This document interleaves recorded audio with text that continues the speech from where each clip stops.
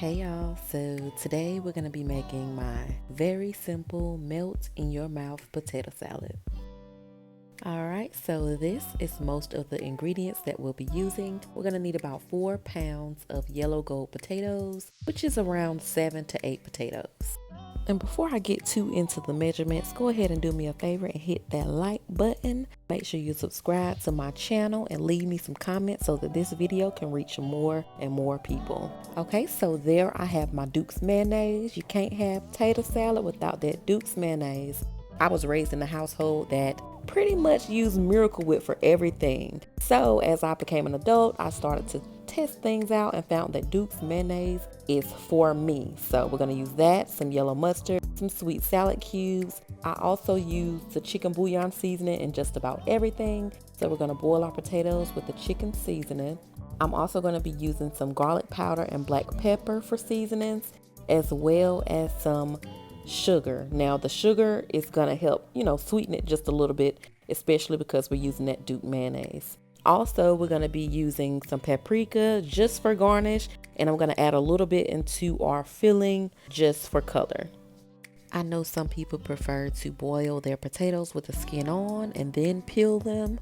However, this has simply been the easiest way for potato salad because you don't want it to wind up too mushy and all of that, and you can really have some control over it. So we'll go ahead and wash them off because potatoes do hold a lot of dirt, as you can see.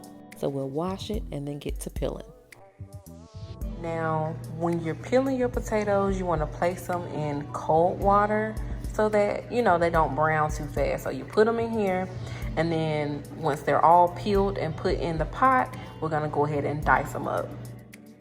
Now, when you dice your potatoes, you want to make sure that they're not too small, as well as they're not too large. So I like to dice mine into medium-sized chunks.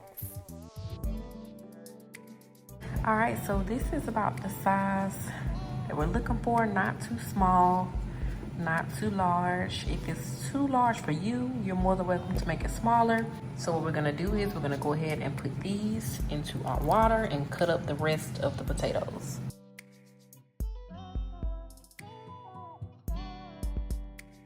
Like I said, they're not too big. Cut them up into your chunks. Then you're just gonna dump them back into the water.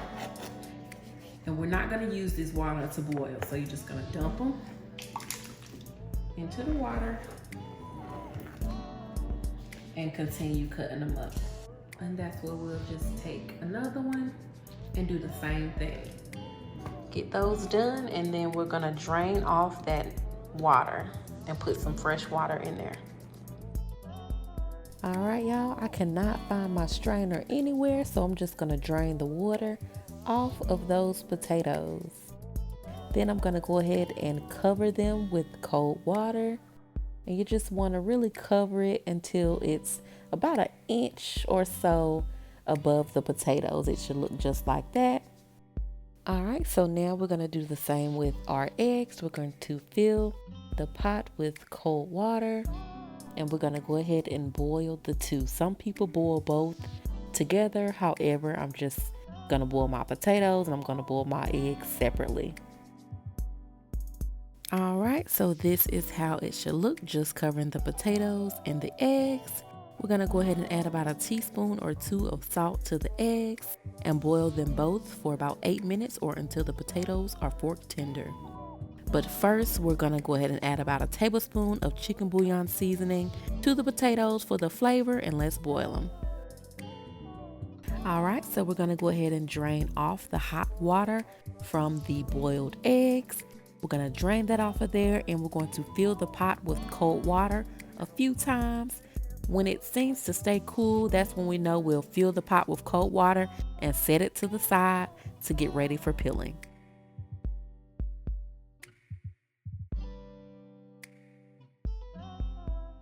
All right, so after we drain the hot water from the potatoes, we're gonna go ahead and transfer them to a different bowl, and we're gonna refrigerate it until they are cool. You don't wanna add your mayonnaise while the potatoes are still hot. All right, so now we're gonna go ahead and mix everything together. We're gonna use about 1.5 cups of Duke's mayonnaise. If you prefer a looser potato salad, you can use 2 cups. We're also going to add about 3 to 4 tablespoons of yellow mustard. If you like more, feel free to use more. Now we're just going to add our seasonings. I have some garlic powder. You can use about a teaspoon. That should be just enough. Also use some black pepper, about the same. And I like to add a little paprika in there for the color, as well as some parsley. After that, we're going to go ahead and mix it all together until everything is well combined.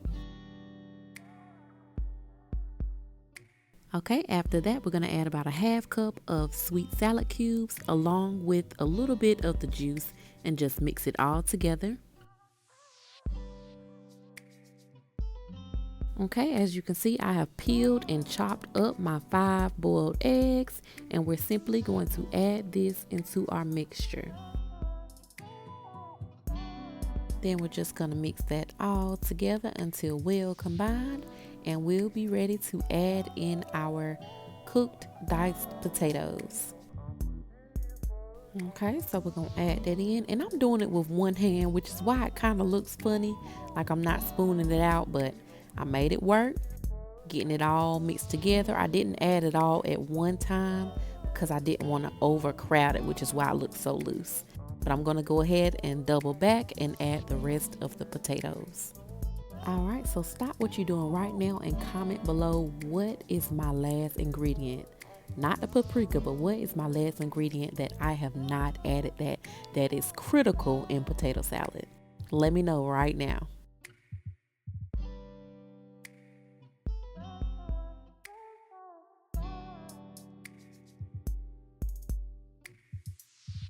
Alright, did you guess it right? It is sugar. We have to have that hint of sweetness in potato salad. I'm gonna use about, I'd say, 2 to 3 tablespoons of sugar. Y'all know how us cooks do. We don't measure. However, the full ingredients for this recipe and many others are in my brand new Holiday e-cookbook. So after we add that sugar, we're gonna go ahead and mix it all together, and we are just about done. That's what we're looking like, y'all. It may look thick to y'all, but trust me, once you put it in that refrigerator for at least an hour, you'll see that it's the perfect consistency and oh so good. It will literally melt in your mouth. So what we're gonna do is we're gonna go ahead and top it off with some paprika, and we'll go ahead and plate our meal. Simple, easy, anybody can make it. Let me know if you do give it a try. Alright, so we're going to go ahead and top it off with some paprika. That's regular paprika. And excuse my hand, y'all. Y'all know I'm a little heavy-handed. However, it has no taste. So we're going to do that, and we are ready for plating. Also, I know some people top it off with sliced boiled egg, which is totally fine. It's a preference.